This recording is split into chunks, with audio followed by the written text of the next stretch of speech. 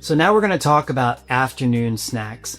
This is something that you can play around with and you can have fun with, and this is a massive opportunity moment because this time of day, I believe this time of day and that post-dinner eating, this is when people have the junk calories and they're not even thinking about it. They're going and getting a caffeinated milkshake that's got like 600 calories in it. They're doing all these different things, or they're having Ben & Jerry's, which is like 1,000 calories if you have one of those little pints. And they don't really need something. They need a little something, but they don't need something that is going to put on all of this extra weight. Having something between lunch and between dinner is really important. They start to get a little hungry, or just from their food conditioning over years of having something in the middle of the afternoon. I know working in corporate in New York City, what you want to do, and especially when you're in sales, in the middle of the afternoon, sometimes you're just like, I need to get out. I had a friend that was a smoker, and he used to really appreciate going outside just to be able to take a break. So yes, he would smoke his cigarettes, but he said also, like, emotionally and psychologically, just getting outside and getting some fresh air and getting out of the work environment. Well, for people that don't have that natural pull to go outside and smoke a cigarette, a lot of people go outside and they'll get a Starbucks. So they'll go get an ice cream, or they'll do something, or a candy bar. They'll do something just for a reason to get out of the office and treat themselves in some way. So this is a really important opportunity to find something that works for you. Now, if you don't need anything at this time, great. Important to arm yourself just in case and pay attention, because if you do see, if you're in denial that you're an afternoon snacker, but you actually really are, it's important to see that. And so we can have a setup for you. So if you have a sweet attack, you have some things that you can go to. So there's a couple things you can do in the afternoon. Now, I'll share in this video, I'll pop it in somewhere, my vitamin hack that I got from Alex Hormozy.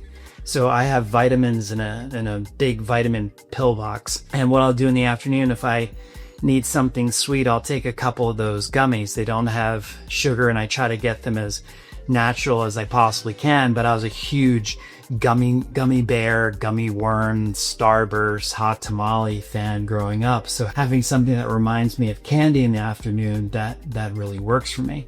But there's a lot of different things. If it's the winter time and you need something warm, Ticino can work really, really well. And Ticino, if you haven't seen the video on it, it's a coffee substitute. They taste amazing. You can use any plant-based milk with them. They're super, super yummy, super fast to make. Most work environments have hot water available, and you can make it up really, really fast.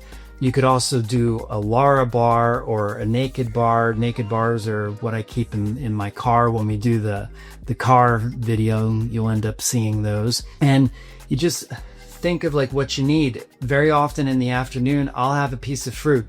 It's not the best food combining thing. You don't really want to put fruit on top of your lunch. Oh, you might experience a little bit of indigestion, but if it's a couple hours after you've had lunch, that lunch might be out of your stomach.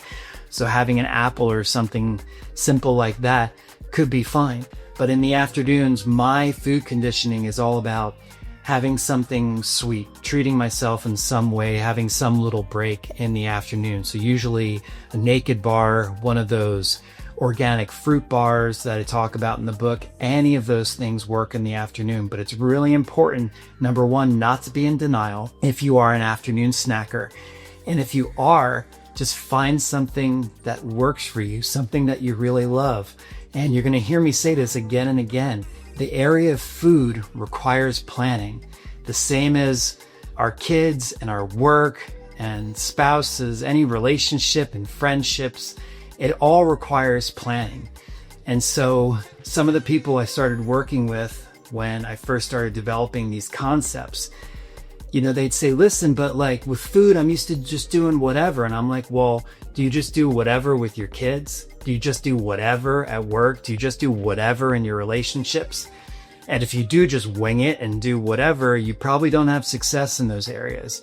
So any area that is worth your time and attention, that you really care about, you do have to plan a little bit. And this is fun planning. You know, I have my little vitamin thing. I have my Ticino ready. I've got my naked bars ready. I love the blueberry muffin. It's amazing. And whatever I'm feeling, and if I don't feel like anything, I don't have anything. If I feel like having an apple, I get an apple. If I feel like going and get some grapes, I'll have some grapes. But I'm aware, and I've accepted it. I am an afternoon snacker. My name is Chris Mazzara, and I am an afternoon snacker. So please don't be in denial yourself, and set yourself up and take care of yourself. And here's a bunch of options, and come up with your own that are based on the foods that you love and your food conditioning. And if you're part of the Transformation Accelerator, please join that chat and share any ideas that you have, because we love to see what other people are doing and what other people have found. Because sometimes we're not thinking along those lines, and someone mentions like, oh, I do this, or mangoes are in season, and we're like, oh God, that's true. I can go get a mango in the afternoon. That'd be amazing. So like everything, have fun with this, find your snacks, don't be in denial, and I'll see you guys in the next video.